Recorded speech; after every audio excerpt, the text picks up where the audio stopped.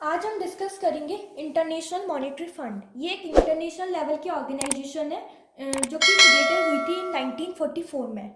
तो सबसे पहले हम इसकी हिस्ट्री जान लेते हैं, क्योंकि इसको पूरी तरह से समझने से पहले हमें इसकी हिस्ट्री जानना ज़रूरी है। तो ये क्यों क्रिएटेड हुई थी? 1944 पर जो सेकेंड वर्ल्ड वॉर थी वो ख़त्म ही हुई थी, जिसके कारण जो मोस्ट ऑफ कंट्रीज थी वो इकोनॉमिकली भी और फिजिकली भी पूरी तरह से डिस्ट्रॉय हो चुकी थी। इसीलिए जो यूरोप में एक इकोनॉमिस्ट थे जिनका नाम था जॉन मेनियार्ड केन्स। उसने अपना आइडिया दिया कि हमें एक ऐसी ऑर्गेनाइजेशन बनानी चाहिए जो कि हमारी जो कंट्री पूरी तरह से डिस्ट्रॉय हो चुके हैं फिजिकल रूप से, उनको इम्प्रूव कर सके, उनका डेवलपमेंट कर सके। तो उस ऑर्गेनाइजेशन का था international bank for reconstruction and development, IVRD, जिसे हम वर्ल्ड बैंक के नाम से जानते हैं। कौन सा था? IBRD। ओके, जिसे हम आज वर्ल्ड बैंक के नाम से भी जानते हैं। तो ये डेवलपमेंट के उससे बना था, जो कि फिजिकली ऐसी कंट्री जो फिजिकली डिस्ट्रॉय हो चुकी थी। और दूसरी ऑर्गेनाइजेशन थी वो थी international monetary fund. International monetary fund बनाने का जो मेन रीजन था वो ये था कि ऐसी कंट्री जो कि फाइनेंशियल क्राइसिस में जा चुकी हैं, क्योंकि उस समय most of countries financial crisis में थी, उनकी तिजोरी खाली हो चुकी थी, फॉरेक्स रिजर्व खाली हो चुका था, तो उनको डेवलप करना था, इसलिए इंटरनेशनल मॉनेटरी फंड बनाया गया।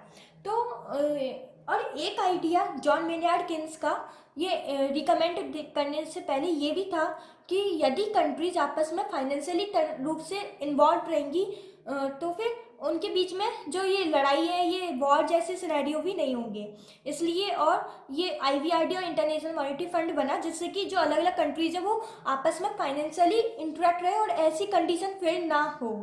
ओके, तो फिर ये जो मेन रीजन था IVRD और इंटरनेशनल मॉनेटरी फंड बनने के पीछे ये था, क्योंकि उस समय वर्ल्ड वॉर खत्म हुई थी, कंट्रीज पूरी तरह से डिस्ट्रॉय हो चुकी थी, तो उनका डेवलपमेंट करना था। तो उस समय 1944 में एक्चुअली में 3 ऑर्गेनाइजेशन को रिकमेंड किया था। पहली थी IVRD, जिसके ऊपर हमने अभी डिस्कस किया। दूसरी थी इंटरनेशनल मॉनेटरी फंड और तीसरी थी वर्ल्ड ट्रेड ऑर्गेनाइजेशन। लेकिन जो वर्ल्ड ट्रेड ऑर्गेनाइजेशन थी उस समय नहीं बन पाई थी, क्योंकि USA ने अपोज किया था। फिर ये दो ही ऑर्गेनाइजेशन बनी, IVRD और इंटरनेशनल मॉनेटरी फंड। कौन सी? IVRD and IMF।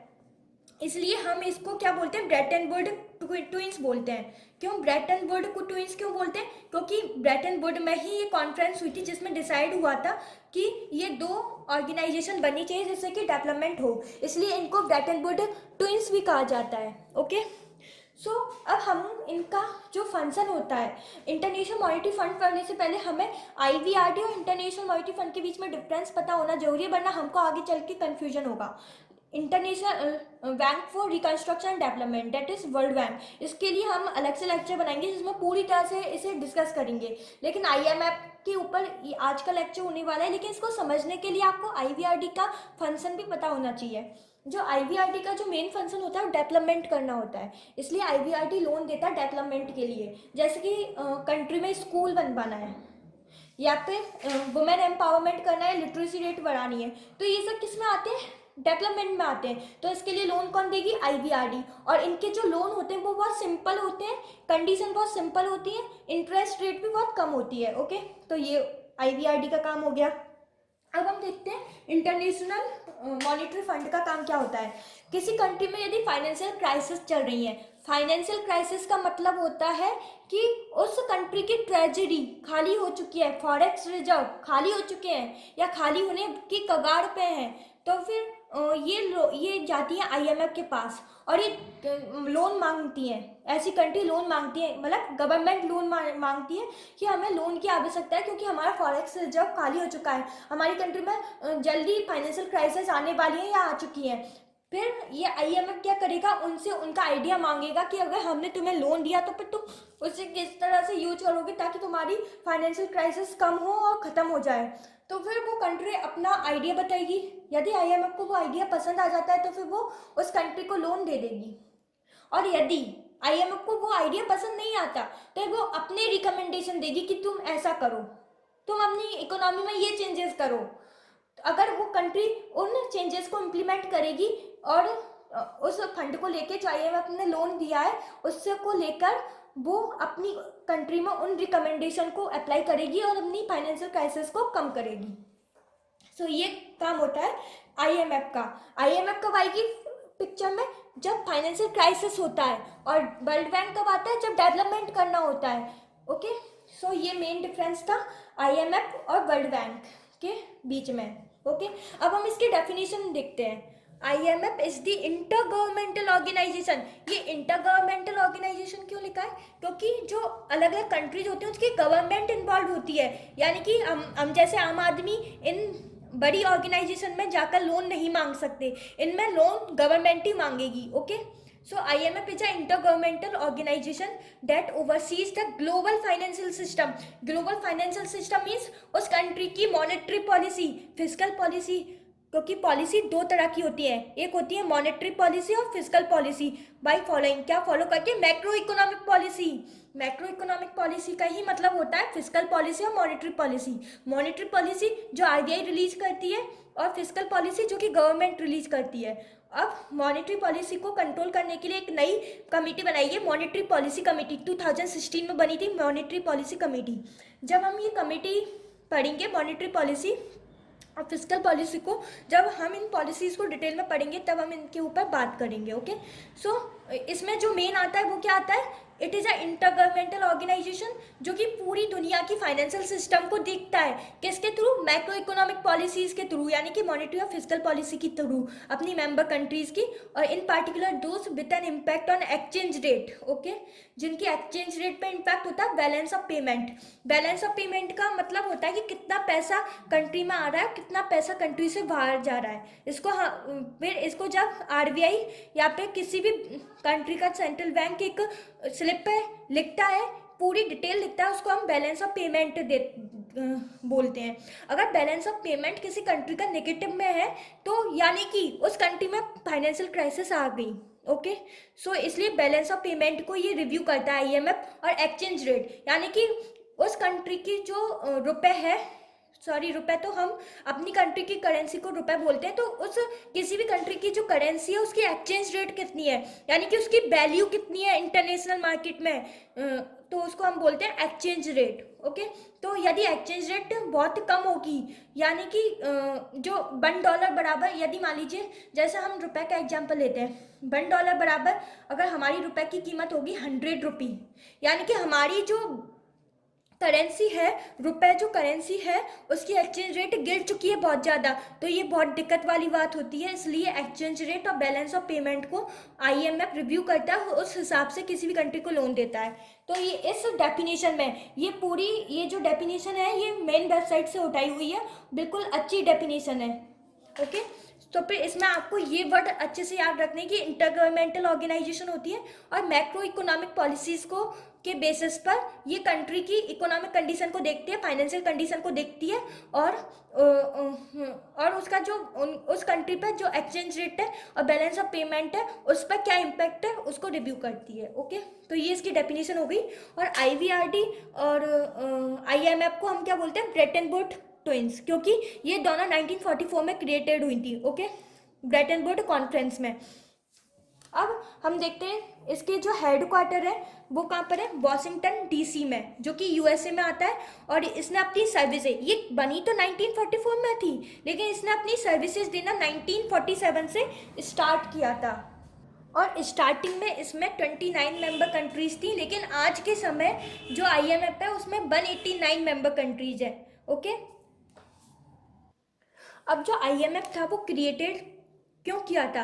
To support orderly international currency exchanges and to help nations having balance of payment problem through short term loans of cash.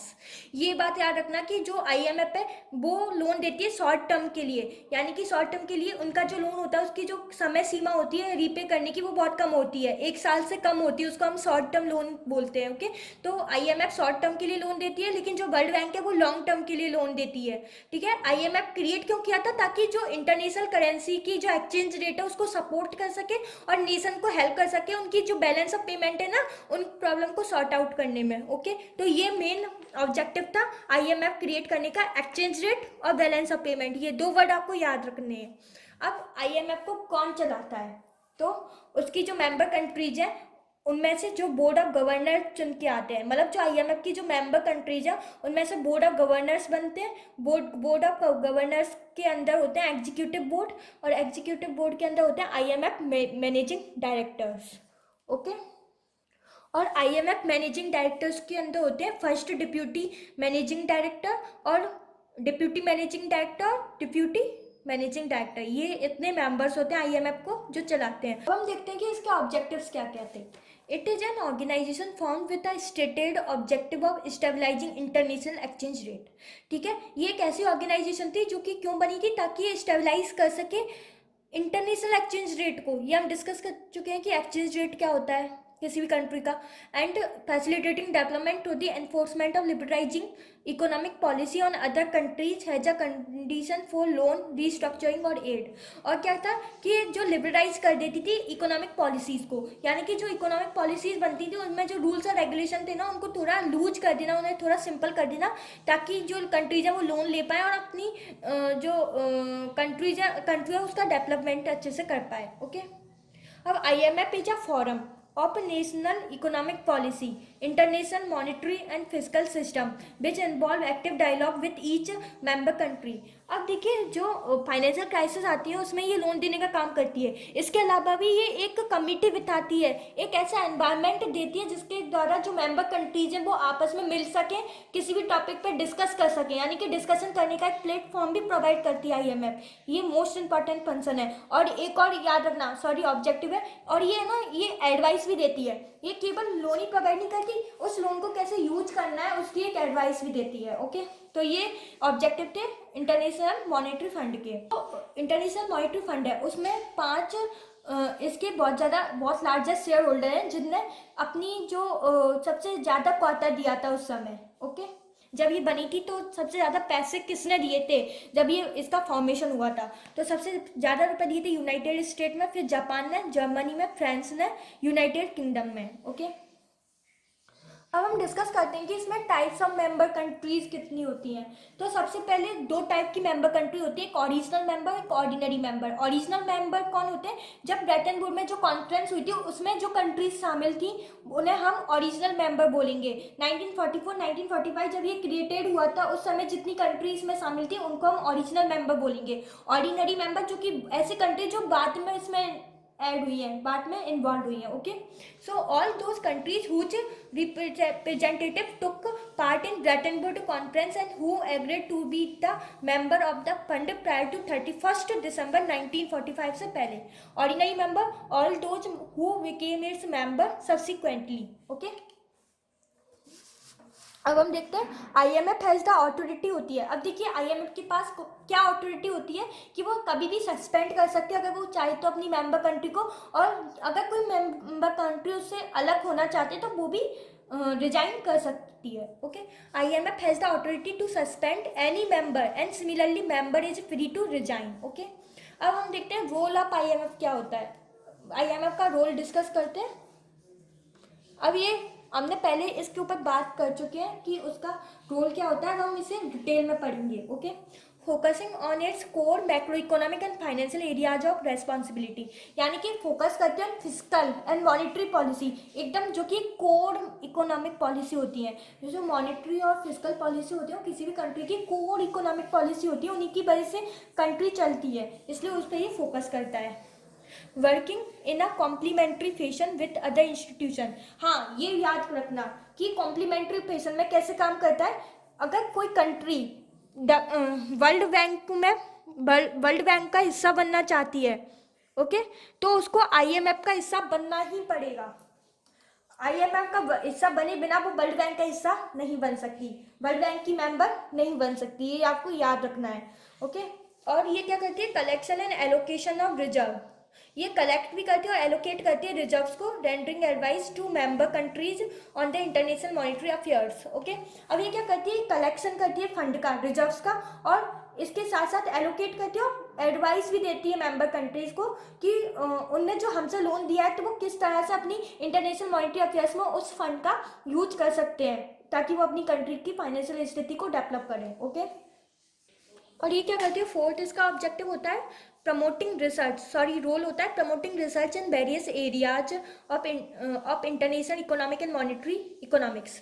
तो इसका एक और फंक्शन ये भी होता है कि रिसर्च भी करवाती है। जैसे कि इंडिया है, उसके आगे चल के जीडीपी कितना जाने वाला है, या उसकी इकोनॉमिक स्थिति कोविड-19 के बाद क्या होगी, डेफिसिट आएगा या सरप्लस आएगा, ये कौन डिटरमाइन करती है, इंटरनेशनल मॉनेटरी फंड, ये इन सब के ऊपर डेटा प्रोवाइड करती है। ओके, और providing a forum for discussion and consultation among member countries being in the centre of confidence.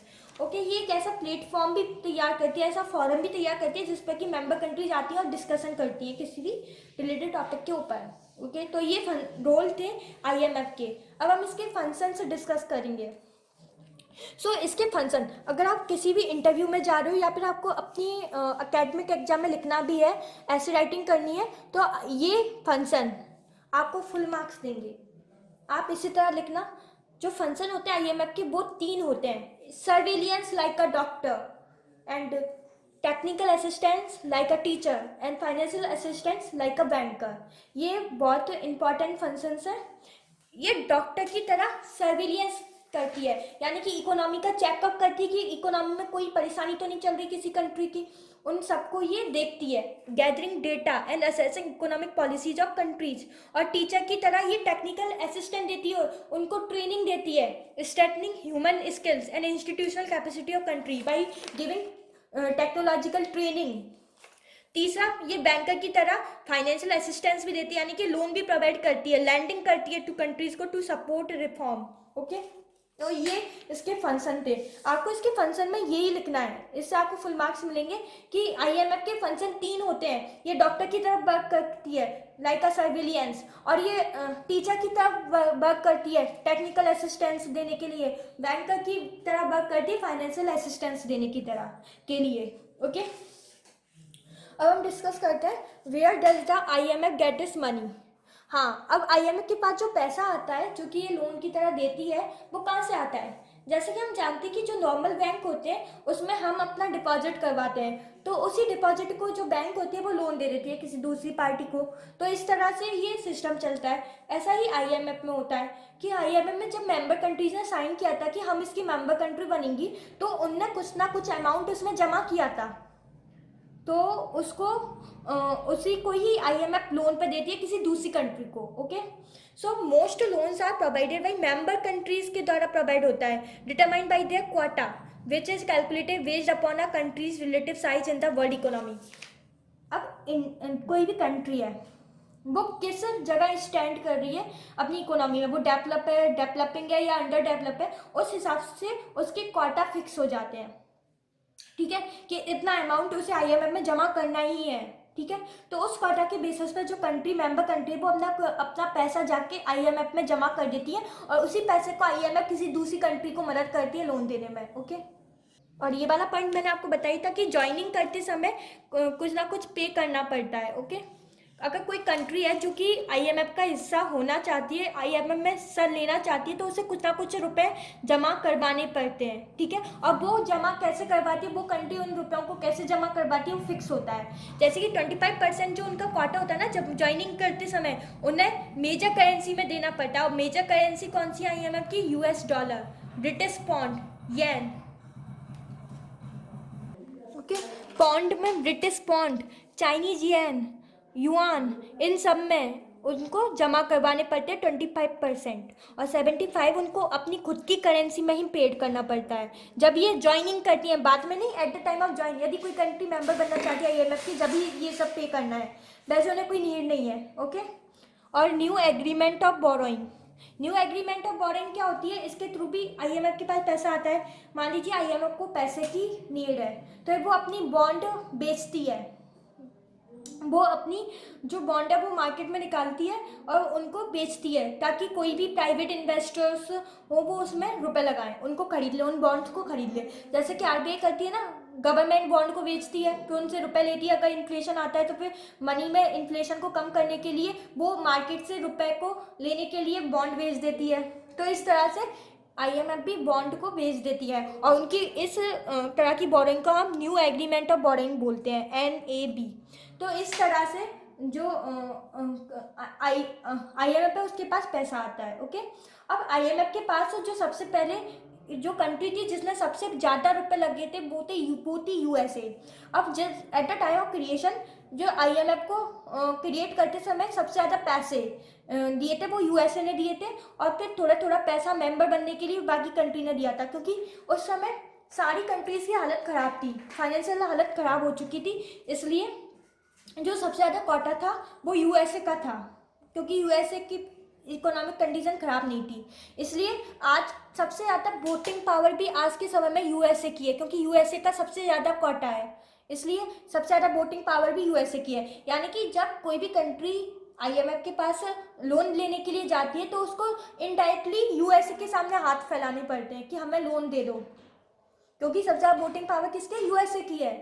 तो उस समय USA की ही फाइनेंशियल स्थिति थोड़ी सही थी, अच्छी थी और कंट्रीज से, इसलिए उसका ही सबसे ज़्यादा क्वार्टर था at the time of formation इन 1944।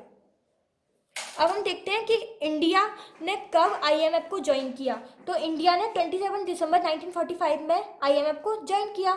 और इंडिया ने कब कब बोरो किया IMF से, वैसे तो वो 6-7 बार बोरो कर चुका है इंडिया IMF से बोरो, लेकिन जो मेजर बोरोइंग थी वो 1981 और 82 में थी, और 1991 और 93 के बीच में थी। ओके, सो ये था role of IMF in India. So I hope आपको ये लेक्चर समझ में आया होगा। नेक्स्ट लेक्चर में हम डिस्कस करेंगे वर्ल्ड बैंक। मेजर पोर्शन हम वर्ल्ड बैंक का वो अगले लेक्चर में डिस्कस करेंगे, लेकिन इसकी जो हिस्ट्री थी वो आज हम डिस्कस कर चुके हैं, तो आपको अगले लेक्चर में ज़्यादा परेशानी नहीं आएगी समझने में।